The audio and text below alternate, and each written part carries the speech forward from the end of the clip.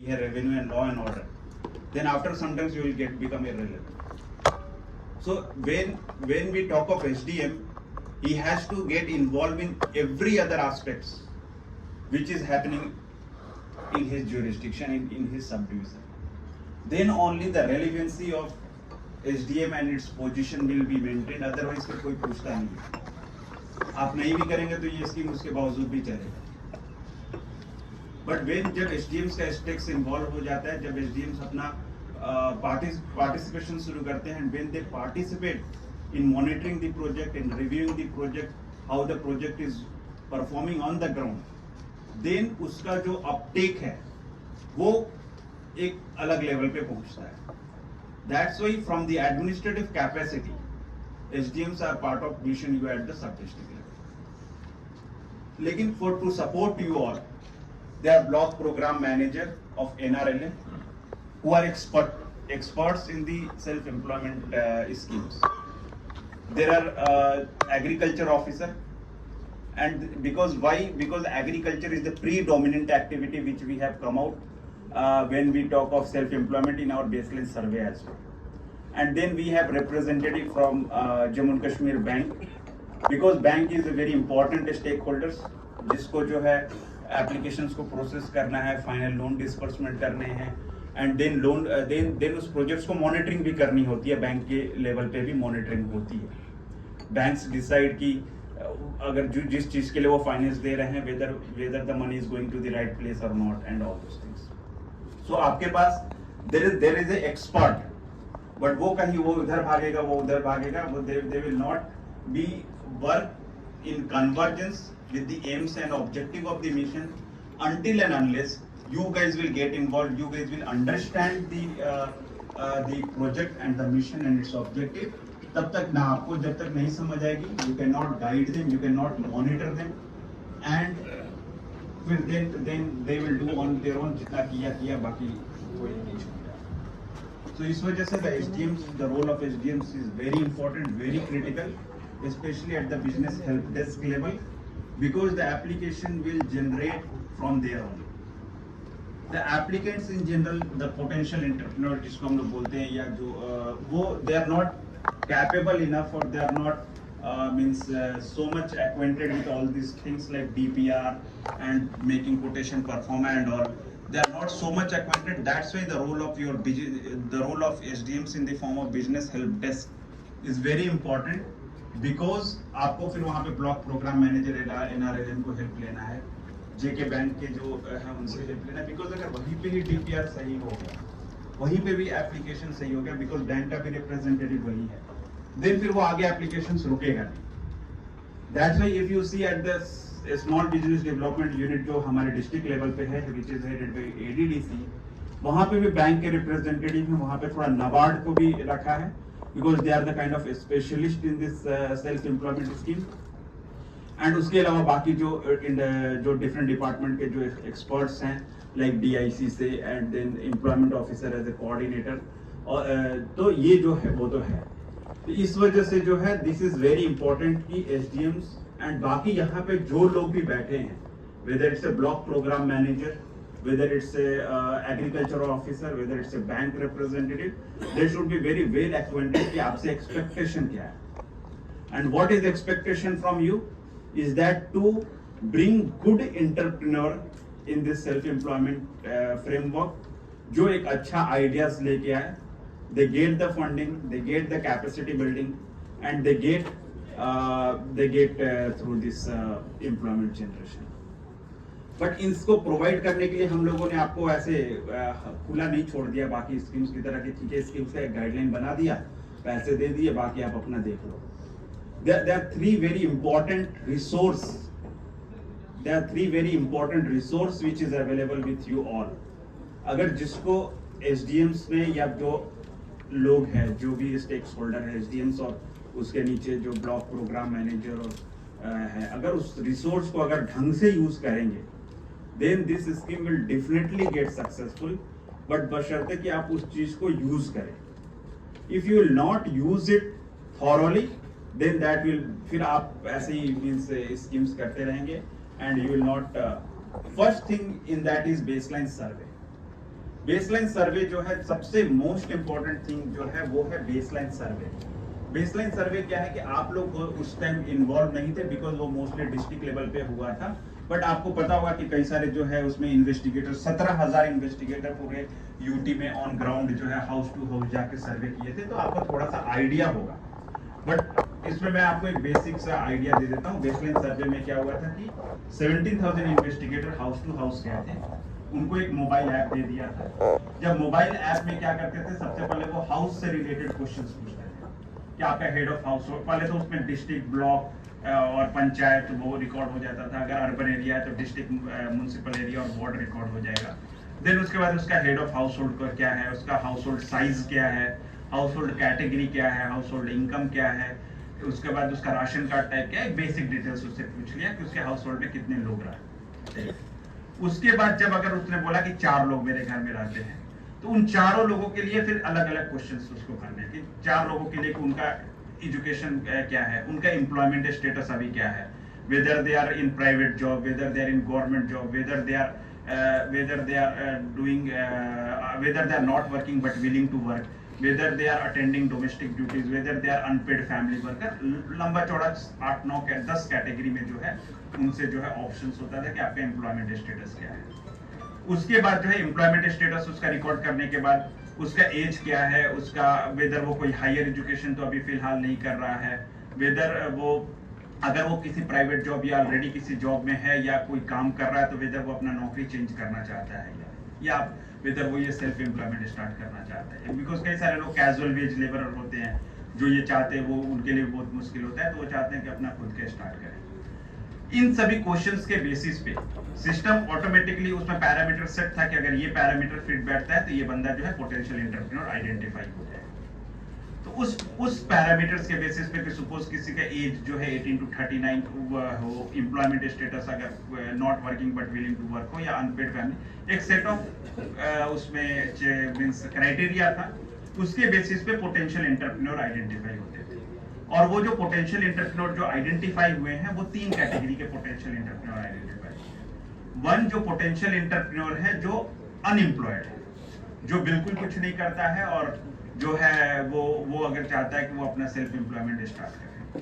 दूसरा potential entrepreneur है जो एम्प्लॉयड है, कहीं अगर अपना प्राइवेट जॉब कर रहा है, कहीं अपना जो है कैजुअल वेज का जॉब कर रहा है, कहीं जो है वो अनपेड फैमिली वर्कर है, और अगर वो बोल रहा है कि नहीं हम अपना जॉब जो है या नौकरी चेंज करना चाहते हैं और हम अपना खुद का स्टार्ट करना चाहते हैं, उस तरीके के ये second category of potential entrepreneur.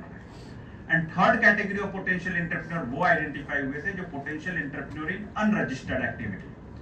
तो जो पोटेंशियल एंटरप्रेन्योर इन अनरजिस्टर्ड एक्टिविटी है वो ये है कि किसी ने अपना खुद का कुछ शुरू कर लिया, बट उसने कहीं कोई रजिस्ट्रेशन नहीं किया, अपना कोई ना उद्यम रजिस्ट्रेशन है, ना जीएसटी है, किसी तरह का कोई रजिस्ट्रेशन नहीं, अपना उठा अपना खुद का कहीं से कुछ रॉ मटेरियल लाके, सामान लाके अपना उसका आइदर ट्रेडिंग करने लगा, मैन्युफैक्चरिंग करने लगा। तो इस तरीके से 3 category of potential entrepreneur identify. तो अब आप देख सकते हो कि आपके पास एक एग्जॉस्टिव लिस्ट है। अभी जो ये बेसलाइन सर्वे का जो डेटा है वो आपके डिस्ट्रिक्ट के एडी और डीडी को दिया हुआ है, मतलब उसके पास आपके अपने डिस्ट्रिक्ट का जो डेटा है वो एडी डीडी जो होता है एम्प्लॉयमेंट डिपार्टमेंट का, क्योंकि ये थोड़ा सा मींस सेंसिटिव डेटा है, ये डेटा ऐसे ही किसी को पब्लिक में नहीं मिल जाना चाहिए। तो ऐसा नहीं कि आपको व्हाट्सएप ग्रुप पे यहाँ शेयर कर दिए, आप अपने एडी और डीडी से पूछेंगे तो वो आपको आपके सब डिवीजन का डेटा निकाल के ये सारा डेटा दे देगा एंड ही विल गिव। अगर कोई नहीं देता आप तुरंत व्हाट्सएप ग्रुप पे कीजिए कि ये फलाना एडी डीडी जो है मुझे डेटा नहीं दे रहा, बट उसकी फिर जिम्मेवारी आपकी होगी, उसको वो आपको पर्सनली देगा, फिर आप उसको जो है आप एक जिम्मेवार ऑफिसर है तो आप उसको एक जिम्मेवारी से यूज करेंगे। तो उसमें आप क्या देखेंगे, उसमें सबसे पहले कि आपके जो सब डिवीजन है, क्योंकि ये सब डिवीजन लेवल पे है तो उसमें बेसिकली ब्लॉक है, तो आपके सब डिवीजन में कौन कौन से ब्लॉक आते हैं वो आपको उसको देना पड़ेगा। तो उसके बेसिस वो फिल्टर लगा के वो आपको आपके सब डिवीजन का डेटा दे देगा। अब उसमें क्या क्या डेटा होगा, सबसे पहले होगा हाउस होल्ड लेवल पे जो मैंने 5-6 क्वेश्चन 10 क्वेश्चन बताए, उसका एक प्रॉपर शीट होगा। डिस्ट्रिक्ट, उसका कौन सा ब्लॉक है, कौन सा पंचायत है, उसका हेड ऑफ हाउस होल्ड कौन है, हाउस होल्ड साइज क्या है, हाउस होल्ड इनकम क्या है, राशन कार्ड टाइप क्या है, पूरा डेटा, उसका फोन नंबर क्या है, सबसे इंपॉर्टेंट तो फोन नंबर होता है अगर आपको उसको कांटेक्ट करना है तो। देन इस शीट को 2 पार्ट में डिवाइड कर दिया, एक रूरल के लिए एक शीट होगा, अर्बन के लिए एक शीट होगा। उसी तरीके से इंडिविजुअल के लिए वैसे ही शीट होगा कि आपके सब डिवीजन में जितने लोग रहते हैं, ये एक मामूली सा बात नहीं है कि अगर फॉर एग्जांपल मैं एसडीएम्स को ही बताऊं, अगर ये डेटा को किसी को यूज करना, अब ये तो सर्वे से निकल के आया, एक सरकारी बंदा गया है वहां पे चेक करने, अब किसी का सपोज आपको डोमिसाइल चेक करना, आप तुरंत चेक कर सकते हैं कि उस डेटा में वो एग्जिस्ट कर रहा है या नहीं। अगर एग्जिस्ट कर रहा है तो आप अपना जो मैकेनिज्म है यूज करो, बट आपको एक श्योरिटी तो आ गया कि अच्छा यहाँ पे गया था, तो कोई एक सरकारी बंदा उसके घर गया था, उसके बाद ये रिकॉर्ड होके आया है, तो वो चीज है। तो उससे आप और कई सारी चीजें, तो आपको इंडिविजुअल का एक शीट नजर आएगा जिसमें इंडिविजुअल का नाम होगा, उसका एजुकेशनल क्वालिफिकेशन क्या है, उसका एम्प्लॉयमेंट स्टेटस क्या है, उसका एज क्या है, उसका वो जो 10 क्वेश्चंस है वो इंडिविजुअल के बेसिस पे आएंगे। उसमें भी फिर रूरल और अर्बन के लिए अलग अलग शीट है। देन फिर तीसरा शीट क्या आएगा, यही पोटेंशियल एंटरप्रेन्योर इन अनएम्प्लॉयड। तो अनएम्प्लॉयड वालों का भी, अनएम्प्लॉयड जब हो जाता है ना, तो उसका पूरा सेट ऑफ क्वेश्चंस उसके लिए खुलता है कि किस सेक्टर में वो अपना बिजनेस स्टार्ट करना चाहता है, किस सेक्टर में उसको इंटरेस्ट है, वो युवा में आना, मतलब स्कीम्स में या इस तरह के सेल्फ एम्प्लॉयमेंट स्कीम्स में आना चाहता है या नहीं, उसका क्या जो है, अगर उसको क्या प्रॉब्लम्स आ रहा है, उसमें सेट ऑफ क्वेश्चंस जो आपको खुल जाएंगे। और देन उसके फिर फोन नंबर्स। अब इस बेसलाइन सर्वे का जब डेटा जो मैं आपको अभी समझाया, इसका महत्व तभी होगा जब आप उस डेटा को खोल के यूज करेंगे, जब उस शीट को खोल के खुद देखेंगे। अगर आपने ऐसे किसी को डेलीगेट कर दिया तो फिर उससे कुछ नहीं होने वाला है, और वो कोई ऐसा बहुत बड़ा मतलब टेक्निकल ऐसा कुछ नहीं, वो सिंपल एक्सेल शीट है। एक्सेल शीट तो सबको चलाने आता होगा, एक्सेल शीट में तो कुछ नहीं, आपको एक्सेल शीट खोला, आपको कॉलम कॉलम पे डेटा नजर आ गया, उसमें फिल्टर विल्टर लगा लिए। तो ये जो है आपको शीट यूज करना है, और यूज करने के बाद अब जो है ये शीट जब तक आप देखेंगे तो इसमें कौन कौन से लोग पोटेंशियल एंटरप्रेन्योर हैं, उनको फोकस करना, उनपे टारगेट करना, उनके लिए अवेयरनेस करना। अब आपको मान लो कि अवेयरनेस एक्टिविटी करना है, तो आप इन्हीं पोटेंशियल एंटरप्रेन्योर्स को बुलाओ ना। आप आम जनता को बुलाओगे जिसमें ऐसे 10 लोग चाय पीने आ रहा, तो फिर उस बात का मतलब नहीं। अगर आप इस पोटेंशियल एंटरप्रेन्योर को ही बुलाओगे, they are the focused group, आप फिर उनसे बात कर सकते हो। और हम लोगों ने ये देखा कि एक पंचायत में लगभग 150 से 200, 250, किसी में 150, किसी में 300, इस तरीके से लोग जो है इंडिविजुअल पोटेंशियल एंटरप्रेन्योर आइडेंटिफाई हुए हैं। तो अगर इतने लोग जैसे आइडेंटिफाई, अगर उसमें से हर पंचायत पूरे 5 साल में 10 लोगों को भी, अगर पूरे एक साल में अगर 10 लोगों को भी अगर एंटरप्रेन्योरशिप में कन्वर्ट कर दिया एक पंचायत में, तो हमारा टारगेट ऐसे ही अचीव हो जाएगा। 4000 पंचायत है, 10 लोग हर पंचायत में हो गए, 40,000 हो गए। तो ये जो चीज है बेसलाइन सर्वे का डेटा देखना, अभी जो मैं समझाया, और जब आप खुद खोल के देखोगे उसमें आसमान जमीन का अंतर होगा। आपको बिल्कुल एक अलग नजरिए से समझ होगा, हर आदमी को अलग सोचने का तरीका होता है। तो जब आप वो डेटा को देखोगे तो आपको एक समझ बनेगा कि अच्छा, इस डेटा को तो मैं ऐसे यूज कर सकता हूँ, इसको ऐसे यूज कर सकता हूँ। तो ये पहला चीज है, ये रिसोर्सेज आपको जो है सबसे पहले यूज करना है, और वो आप अभी से ही अगर यूज करना शुरू कर दिए, देन क्या होगा, अदरवाइज 2 साल के बाद इस डेटा का फिर कोई मतलब नहीं होगा। क्योंकि आज जिस बंदे ने कुछ रिकॉर्ड किया, 2 साल के बाद वो पता नहीं कुछ और कर रहा होगा या कुछ कहीं और होगा, अगर उसके लिए इंटरवेंशन अभी आपने नहीं किया। सेकेंड जो मोस्ट इंपॉर्टेंट थिंग है, जो अभी मैं आप लोगों को, सभी लोगों को बोलूंगा कि आप अपने प्ले स्टोर पे जाइए और उसमें टाइप कीजिए मिशन युवा, और आपको एक नजर आएगा मिशन युवा ऐप। दूसरा जो सबसे बड़ा रिसोर्स इस स्कीम में जो आपको दे रहे हैं वो है मिशन युवा ऐप। अब ये मिशन युवा ऐप क्या है भाई? तो मिशन युवा ऐप, अब आपको तो बंदा मिल गया, ये मेरे पोटेंशियल एंटरप्रेन्योर है, मेरे को एक फोकस ग्रुप मिल गया, मेरे को एक टारगेटेड ग्रुप मिल गया जिसको हमको फोकस करना है, जिसको हमें अवेयरनेस करना है, जिसको हमें बुलाना है। अब उसको बुला के उसके साथ करेंगे क्या? सबसे पहले तो उसको बोलिए कि ये मिशन युवा का ऐप इंस्टॉल करें। प्ले स्टोर, मोबाइल चलाना तो आजकल सबको आता है। तो मिशन युवा का जो ऐप है, वो आप जब ऐप खुल के खुद देखेंगे, तभी फिर अगेन मैं बोलूंगा कि मतलब है। अब उसमें क्या क्या है वो पूरा आज आपको सेशन में दिखाएगा, बट मैं जस्ट एक स्नैपशॉट दे देता हूँ कि मिशन युवा में अगर किसी को अप्लाई करना है, इस क्रेडिट के लिए अप्लाई करना है, वो वहां से अप्लाई कर सकता है। किसी को अगर डीपीआर बनाना है, जो होता है ना डीपीआर सुनते ही, आज मैं शुरू में तो जब मैं अभी ये डिपार्टमेंट ज्वाइन किया तो मेरा दिमाग वो हो गया, पता नहीं ये डीपीआर क्या है। बट जब उसमें क्या है, उसमें आप इतना अपने सिंपल लैंग्वेज में जैसे हम बात कर वैसे ही आप अपना कुछ बात लिख दो, वो आपको उस आइडिया, उस टॉपिक के लिए एक डीपीआर बना के दे देता है। डीपीआर की मतलब कि आप उस प्रोजेक्ट में क्या क्या करोगे, वो आपको पूरा एक सेशन अभी उसके लिए होगा, वो बताते हैं। आर्टिफिशियल इंटेलिजेंस लगा के, चैट जीपीटी को इनकॉर्पोरेट करके उसमें, वो तो एक आर्टिफिशियल इंटेलिजेंस तो एक है ही उसमें, प्लस उसमें हम लोगों ने सिंपल हम लोगों ने यह भी किया है कि डीपीआर रिपोजिटरी की जो आज तक अप्रूव्ड डीपीआर है, जिसको किसी ने अप्रूव कर दिया, जिस पे किसी को लोन मिल चुका है, उसका एक रिपोजिटरी ऐप में बना के दे दिया। रिपोजिटरी कि अगर आपको डेयरी फार्मिंग में देखना है तो डेयरी फार्मिंग के लिए आपको 20-25 डीपीआर नजर आ जाएगा। उसमें से आप देखो कि उस बंदे को कौन सा पसंद आ रहा है, उसको बोलो कि तुम ये वाला डायरेक्टली यूज करो। 90% काम तो डीपीआर रिपोजिटरी से ही होता है। उसके बाद जो है उसमें स्किल के वीडियोस हैं, तो स्किल के वीडियोस आप देखेंगे स्किल के, तो ये जो पूरा आपको अभी एक सेशन होगा। तो जो दूसरा चीज है, अगेन मैं 2 घंटे भी इस पे बोलता रहूंगा, 3 दिन भी ट्रेनिंग होता रहेगा, उस बात का कोई मतलब नहीं है अनटिल एंड अनलेस इस रूम में बैठा हुआ सभी लोग उस मिशन युवा के ऐप को डाउनलोड करें, उसको जो है उसको प्ले करें, और प्ले करने के बाद जो है उसको देखें कि उसमें क्या क्या फीचर है। ऐसा कोई ऐप चलाना कोई रॉकेट साइंस है नहीं। तीसरा जो मोस्ट इंपॉर्टेंट चीज है वो इस मिशन युवा में है, वो है ये इंस्टीट्यूशनल मैकेनिज्म। अब ये इंस्टीट्यूशनल मैकेनिज्म क्या है कि स्मॉल बिजनेस डेवलपमेंट यूनिट वो है डिस्ट्रिक्ट लेवल पे बना दिया, जिसके ट्रेनिंग पिछले 2 दिनों में हुई। उनको उनका रोल्स एंड रिस्पॉन्सिबिलिटी समझ आ गया, वो डिस्ट्रिक्ट लेवल पे इस प्रोग्राम को चलाएंगे। और जो आप वहां पे भी जो कॉम्पोजिशन देख रहे हैं, that is a multi disciplinary department. तो एसबीडीयू का आप लोगों का बीएचडी बिजनेस हेल्प डेस्क, जिसको जो है सब डिस्ट्रिक्ट लेवल पे लोगों को आपका मेन फोकस ही है लोगों को एप्लीकेशन भरना, किस तरीके से बढ़िया बंदा एप्लीकेशन भरे, एप्लीकेशन को तरीके से फिल करे और सबमिट कर दे। इतना काम आप लोगों ने अगर कर दिया तो आपका मतलब बहुत अच्छा काम कर दिया, एक अच्छा डीपीआर के साथ। उसके बाद जो है आपको भी पोर्टल का एक्सेस होगा, जिसमें आप अगर कोई बंदा एप्लीकेशन इवन इनिशिएट कर रहा है तो आप जो है देख सकेंगे कि वो सब आपको प्रेजेंटेशन में होगा। बट मैं आपको मोटा मोटी रिसोर्स बताना चाह रहा हूं कि आप क्या रिसोर्स यूज करेंगे to make this scheme successful. But आपके लिए अब जो है नीचे है एक युवा दूत। हर डिस्ट्रिक्ट में जो है डिप्टी कमिश्नर्स ने जो है युवा दूत का ऑर्डर इशू कर दिया है। वो ऑर्डर आई डोंट नो कितने लोगों ने देखा है या नहीं देखा है, बट वो देखना जरूरी है।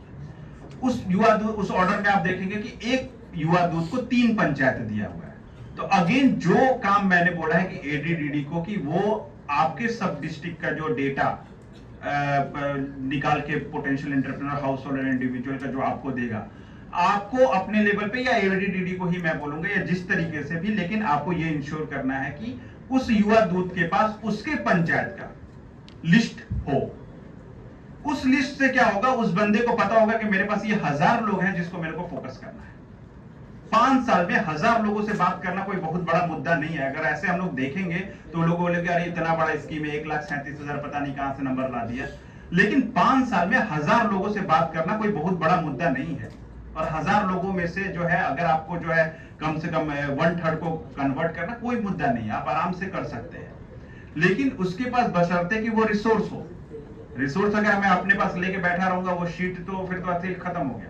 आपको शीट मिल गया, आप अपने पास शीट रखे हुए हैं, युवा दूत से कभी बात नहीं किया, ना कभी कुछ किया, तो बात ही खत्म है, फिर कोई यूज ही नहीं है। तो युवा दूत के पास वो रिसोर्स होना चाहिए। दूसरा, उसका भी ट्रेनिंग हम लोग करेंगे, बट देखो भाई तब फायदा होता है जब 5 लोग बैठ के आप लोग आपस में अपने सब डिस्ट्रिक्ट वालों को के जो युवा दूत है उसको बुला के उसको समझा के उससे बात नहीं कर रहे, मीटिंग नहीं कर रहे, उससे रिव्यू नहीं कर रहे, तब तक चीज नहीं होता है।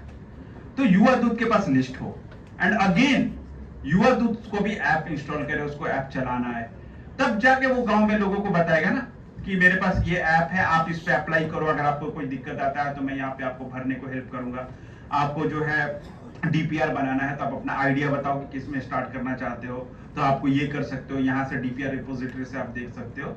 इन सब चीजों को करते हुए जो है, तो ये अगर आप लोगों ने 3 रिसोर्स अच्छे से यूज कर लिया, और मतलब सबके लिए मैं बोल रहा हूँ, एसडीएम्स है, ब्लॉक प्रोग्राम मैनेजर है, then no one will stop. Because ये स्कीम जो ऐसा नहीं कि एक आज चलो आज सोचा कल को स्कीम, इसके लिए पिछले 1 साल से लोग मेहनत कर रहे हैं, एंड ये रिसोर्स जो है एक एक करके जो है खड़ा हुआ है। तो इसको जो है अगर आप लोग अब जो है यूटिलाइज नहीं करना शुरू करेंगे, देन ये पूरा फिर वेस्ट है।